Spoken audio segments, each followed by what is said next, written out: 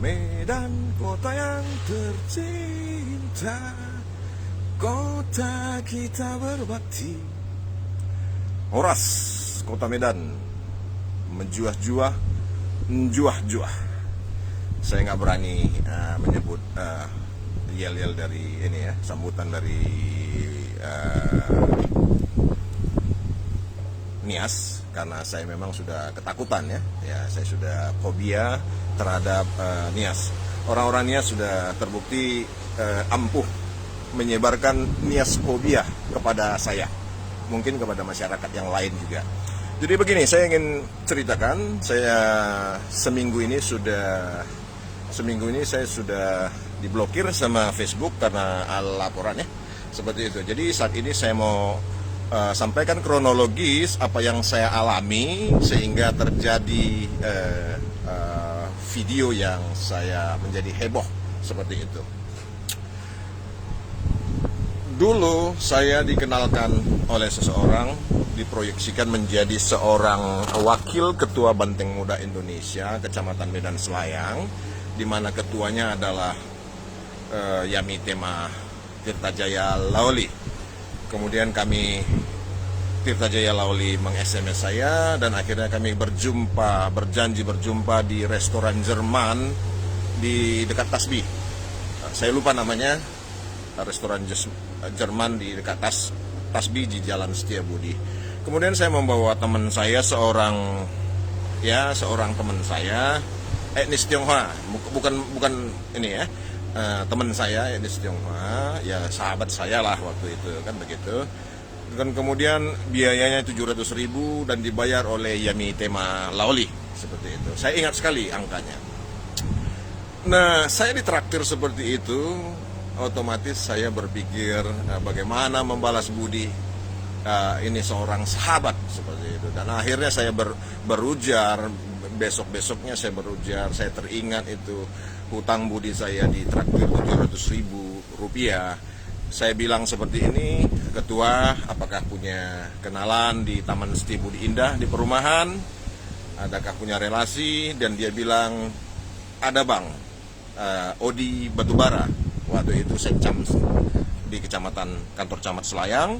Odi Batubara adalah ponakan Yopi Batubara almarhum, yaitu pemilik PT IRA Pengembang.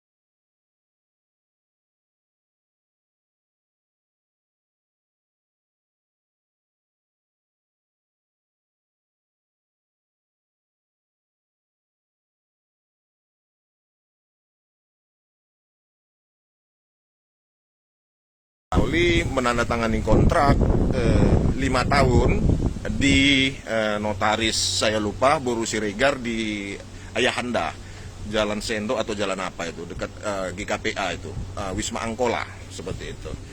Jadi saya menandatangani 5 tahun kontrak seperti itu. Dan saya merekrut orang-orang, Saya bangun sistem saya ya otomatis beda manajemen, beda gaya, dan beda cost. Dan cost yang saya karena manajemen saya ahli di situ, otomatis cost bisa saya perkecil karena memang saya bangun sistem yang bagus dan saya sudah adopsi dari barat waktu saya di Australia dan saya di Inggris. Cuman 3 minggu saya pelajari tentang persampahan segera. Di Australia juga sudah 2 tahun saya pelajari. Nah akhirnya saya kembali ke Inggris setelah setahun, sekitar ya lebih kurang setahun itu saya kembali ke Inggris, dan kemudian Yamite Malauli menginginkan meng-SMS, bukan meng-SMS, BBM saya, bahwasanya dia bilang TPA saya tidak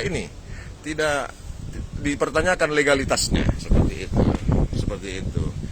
Dan akhirnya ini sudah mulai kelihatan gejala sabotase seperti itu. Dan akhirnya saya kembali ke Medan dan akhirnya saya bilang rupanya malam-malam manajer PT Kanijaya Sentosa bernama Heri itu memanggil anggota saya malam-malam untuk tanda tangan kontrak sepihak, yaitu kontrak hanya sebulan dan sepihak karena Yamite Malauli hanya yang memegang, pihak KPT Kanijaya Sentosa saja yang memegang kopi kontrak.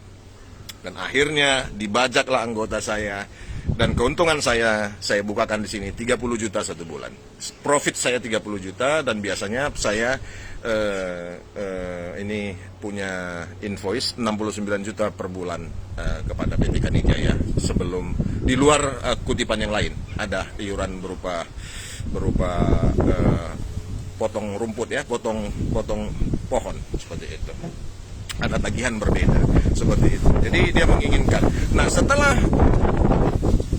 anggota saya dibajak oleh PT Kanijaya Sentosa, TPA-nya itu juga yang saya bangun kerjasama dengan koordinasi dengan Marga Sembiring di Simalingkar B seperti itu. Nah akhirnya setelah hal tersebut terjadi, saya dibajak, saya dirampasi, saya terpukul. Saya bicara dengan Tema Lauli waktu itu, waduh gimana ketua, itu cicilan mobil saya, armada saya ada 1, seperti itu. Dan dia diam saja. Kawan-kawan sekalian, saya mengaku bahwasanya tentu saya frustasi. Waktu itu frustasi, ada takut, ada frustasi karena bapaknya adalah Menteri Hukum dan HAM.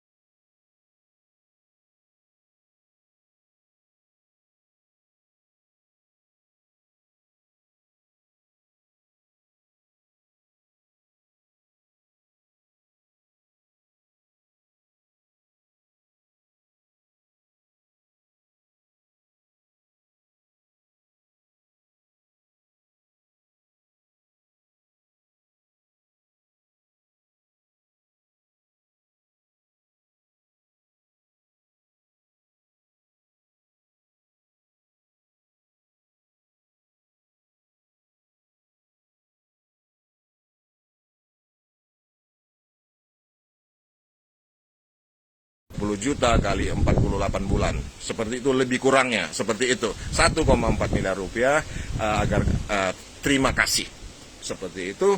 Dan akhirnya ada yang mengatakan, ada orang PNS, orang Nias di Pemkab di Pulau Nias mengatakan dia bisa menghubungkan saya dengan Yasona Lauli, dan akhirnya Di akhirnya melalui inbox dia mengatakan pihak Yasona Lawli tidak mengenal saya, pihak keluarga besar Yasona Lawli tidak mengenal saya, seperti itu. Dan saya bilang ini antara damai dan perang. Saya bilang kalau saya siap damai, saya juga siap perang, seperti itu. Artinya perang urat saraf. Tentu ya. Tentu Daud harus punya jarak dengan Goliat. Kalau Daud dengan Goliat tidak punya jarak, Daud pasti mati. Seperti itu. Nah, jadi akhirnya saya copy paste juga itu komen permohonan saya itu di grup Facebook Nias Selatan, grup Facebook Nias Barat, dan grup Nias lainnya, beberapa yang lainnya. Saya sampaikan keluhan itu, saya sampaikan permasalahan itu di grup Facebook Nias Selatan, Nias Barat, dan lain-lain. Dan akhirnya di grup Facebook Nias Selatan dan Barat itu saya dimaki-maki oleh orang Nias. Saya dibilang sinaga babi hanya karena itu. Ada yang bilang nenek moyang orang Batak itu monyet katanya. Dan akhirnya saya mundur dari situ. Saya mengatakan seperti ini. Saya mohon maaf. Saya dirampok ya. Saya sudah dirampok. Saya coba menggapai dengan secara sosial, secara persuasif. Saya dimaki dan nenek moyang orang Batak disebut monyet. Hanya admin grup tersebut yang berhak untuk membantah ini, seperti itu.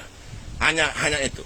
Dan kemudian saya mengatakan seperti ini. Saya mohon maaf, saya salah. Tadi saya pikir ada orang Kristen di grup ini. Ternyata di grup ini tidak ada orang Kristen, yang ada hanya orang Nias. Saya minta maaf. Saya bersalah. Saya bilang seperti itu dan saya dikeluarkan dari grup itu oleh admin pasti dengan sakit hati dan hancur lebur karena saya sudah dirampok oleh orang Nias dan kemudian saya dimaki-maki hanya meminta pertolongan supaya menyelesaikan secara hukum adat dan akhirnya saya dimaki-maki dan ditendang keluar seperti itu. Mungkin hal itu membawa ke dalam nurani saya seperti itu. Begitulah keadaannya sampai suatu saat saya melihat ada kesempatan untuk mendamaikan Ibu Gea dengan, saya lupa itu Marga Ginting itu, saya lupa namanya. Jadi saya berpikir saya mampu memberi 100 juta kepada Ibu Gea untuk uang perdamaian yang dimintanya dari 150 juta dan Ibu Nur Halimah saya pikir saya bersedia membayar uang sekolah anaknya, keluhan dia sebelum Ibu Nur Halimah keguguran.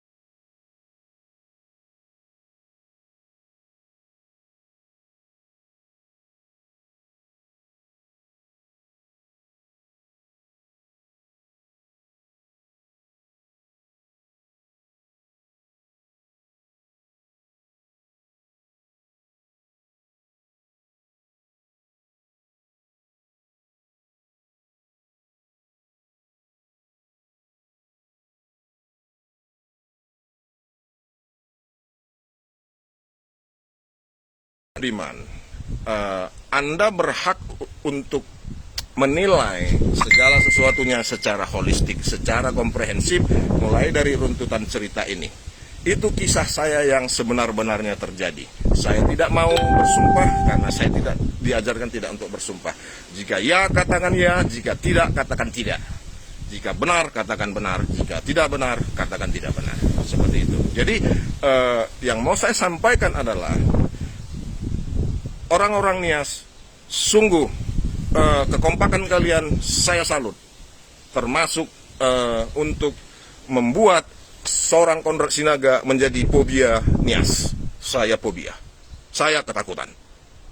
Saya akui kekompakan kalian membuat, saya pikir bukan saya saja, banyak orang akan fobia terhadap Nias. Karena apa? Konrad Sinaga sudah dirampok, kemudian dirampok oleh orang Nias, kemudian dia curhat di grup Nias, kemudian dia dimaki-maki, dihajar, ditendang juga dari grup itu, kemudian dia minta maaf, dia pula yang minta maaf, kemudian dilapor ke polisi. Jadi ini bukan melibatkan hanya satu orang Nias saja, saya dimaki-maki oleh grup Nias, di grup Nias Selatan, grup Nias Barat, dan sebagainya. Jadi ini bukan antara Konrad Sinaga dengan satu orang Nias, tapi kelompok Nias yang begitu besar. Luar biasa. Jadi Nias fobia akan terjadi di Kota Medan. Dan di sisi lain, hatiku memang ada ingin menginjil, mengeritisi, seperti itu. Mengeritisi, menginjil. Tapi saat ini saya mau katakan, saya kibaskan kakiku, debu di kakiku, dan aku akan berbalik. Aku sudah selesai dengan penginjilan dengan orang Nias, dan sehingga penghukuman kepada Sodom akan lebih ringan daripada hukuman kepada kalian. Seperti itu. Jadi saya mau sampaikan bahwasanya apapun yang terjadi di depan, apakah saya dijemput oleh Bareskrim seperti yang kalian memang hebat, Yasona Lawli hebat. Dia adalah Menkumham RI yang powerful, maha kuasa di Indonesia. Yasona Lawli maha kuasa di Indonesia. Itu versi orang Nias. Saya akuin itu. Kalaupun saya dijemput dengan tangan terborgol, artinya saya sudah berjuang. Bahwasanya orang Batak bukan kaleng-kaleng, orang Medan bukan kaleng-kaleng.